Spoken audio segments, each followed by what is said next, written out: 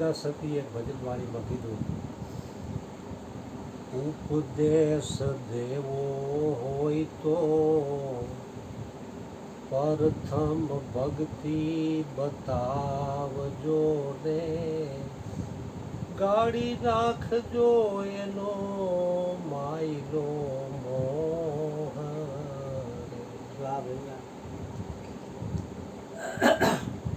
ઉપદેશ દેવો હોય તો પ્રથમ ભક્તિ બતાવજો, એટલે ગાડી નાખજો એનો માયલો મોહ. કારણ કે મોહ જ્યાં લગી અંદર હશે ત્યાં લગી ઉપદેશ નહીં લાગે.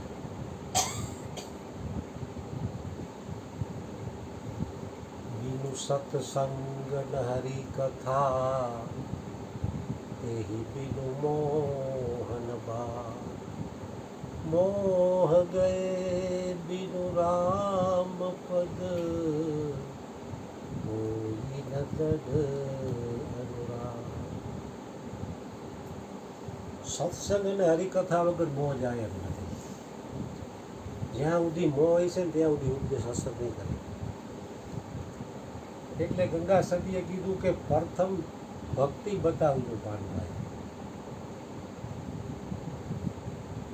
હવે આપણે આમ જોવું તો ગુરુના ચરણે ગયા છે, એમાં મોટા ભાગના વ્યક્તિ જ્ઞાન માર્ગમાં નિષ્ફળ જ ગયા છે. ભક્તિ જ બતાવી.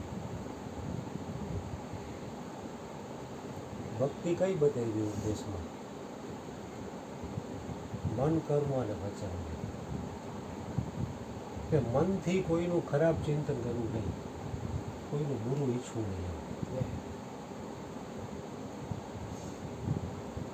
કારણ કે કાંઈ પણ બુરું ઈચ્છવામાં પહેલા વિચાર મનમાં આવે અને પછી બહાર ક્રિયા થાય. કોઈ પણ બાબત મનમાં ખાલી ખરાબ વિચાર આવ્યો ને એટલે સામેવાળાનું તો હજી આપણે અમલમાં મૂકી ત્યારની વાત છે, પણ વિચાર માત્રથી આપણું ખરાબ થાય.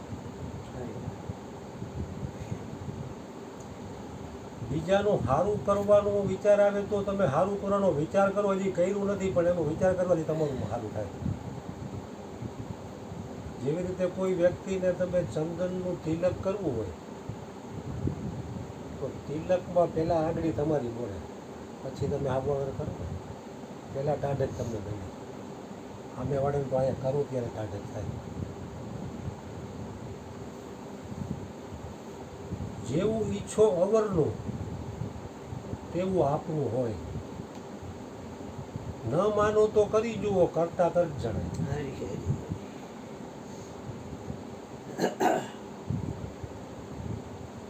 એટલે ગંગા સતીના વચનો એમ કહે છે કે ઉપદેશ દેવો હોય તો પ્રથમ ભક્તિ બતાવજો, ગાડી નાખવો હોય તો માયલો મોહ.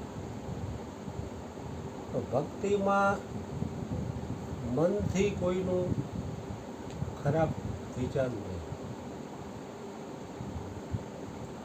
કર્મ એવું ન કરવું કે આપણે છટકી જાય બીજો ફસાઈ જાય.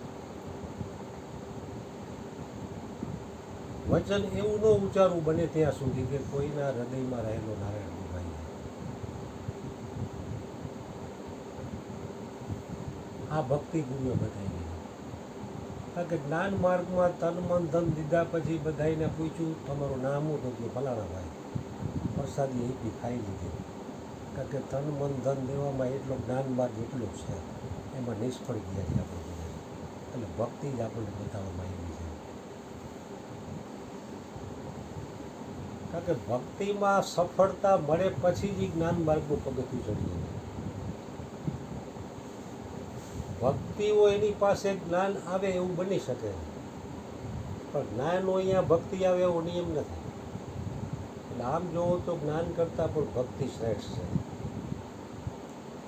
ભક્તિ જ્ઞાન વૈરાગની શુદ્ધ વિચાર હોય તો ચાલે.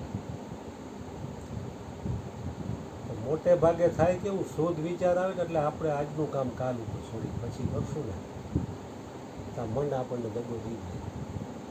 કારણ કે મન છે ને એ મોટામાં મોટું સલાહકાર છે આપણું. એટલે આવું બધું આટલું બધું બહુ કરી નાખાય આપણે. જેમ ટાઈમ જાય ને એમાં બાંધછોડ થતી જાય અને છેલ્લે માંડી વાળી આપણે કે પછી કરશું એમ. આજનું કામ કાલ ઉપર લઈ જવાનું મન. એટલે જ આ બાપુ ક્યાંક શુદ્ધ વિચાર આવ્યો એમાં ઢીલ ન કરી, તરત જ કરી નાખો. જો ઢીલ કરી ને તો ચૂકી જવાનું. શુદ્ધ વિચાર પાછા વારે ઘડી નથી આવતા, ક્યારેક જ આવી જાય છે. ખરાબ વિચારો જ આજે આવતા હોય. શુદ્ધ વિચાર આવે ત્યારે આપણે આજનું કામ કાલ ઉપર છોડી, એટલે એ આપણને ચૂકાવી દે મન. કારણ કે મન છે એ માયાનંદન છે, એ આપણું સલાહકાર બની જાય કે તમારો આમાં ફાયદો જ આ ન કરાય. એ લોકો જ્ઞાન તમે ક્યાં, તમે તમારું જોવો, આ ન કરાય એમ કહીને આપણને ભૂલાવામાં નાખી દે. કારણ કે મન છે એ આદિ અનાદિથી આ જીવને ભૂલાવામાં નાખી દે. ભલે ને ઉપદેશ લઈ લીધો હોય તો એ માણસો મનનું કયું નથી કરતા.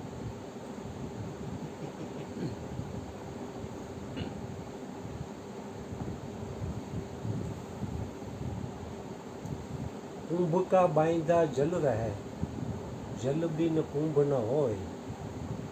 જ્ઞાન કા બાંધા મન રહે, ગુરુ બિન જ્ઞાન ન હોય. તો ગુરુ પાસેથી જ્ઞાન તો આપણને મળી ગયું છે, છતાંય આપણું મન જ્ઞાનના બાંધું રહે છે. મારું તો છે, કોશિશ કરું છું. તમારા કોઈનું રહેતું હોય તો જાય થઈ જાય તમારા બધા.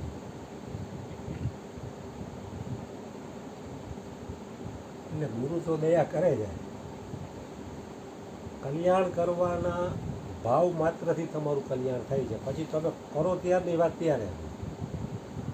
એટલે તો આ બાપુ એટલા બધા કલ્યાણકારી છે કે એ સમયમાં ઉપદેશ દેવો હોય તો પ્રથમ ભક્તિ બતાવજો, ગાડી નાખજો એનો માયલો ન.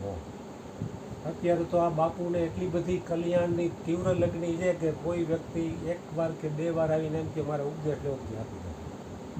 એટલા દયાળુ બાપુ કે તારી પાસે પૈસા ન હોય તો એ હું આપી દઈ, પણ તું ઉપદેશ લઈ જાય. કેટલા દયાળુ બાપુ. સામેવાળાનું કલ્યાણ કરવાનું, પછી સામેવાળાને વિચારવાનું લે ઉપદેશ લીધા પછી શું કરી દે. ઉપદેશ લેવામાં એ વ્યક્તિ સ્ટાર્ટિંગમાંથી ખોટા પગલાં હોય તો એને ઉપદેશ પચે છે. બાપુ અત્યારે તમે પૈસા આપી દો, પછી આપી દો, એટલે પછી માગી તો એ બાના કાઢવા તો પહેલાં બોલાય જ નહીં, પછી આપશું. હવે આટલી બધી આવી વાત કરીને ઉપદેશ લેતા હોય ને ઉપદેશ પચે શું વિચાર કરો. સ્ટાર્ટિંગમાં જ બોલે છે એ પ્રમાણે વર્તવું નથી, ઉપદેશ પચે ગયા છે.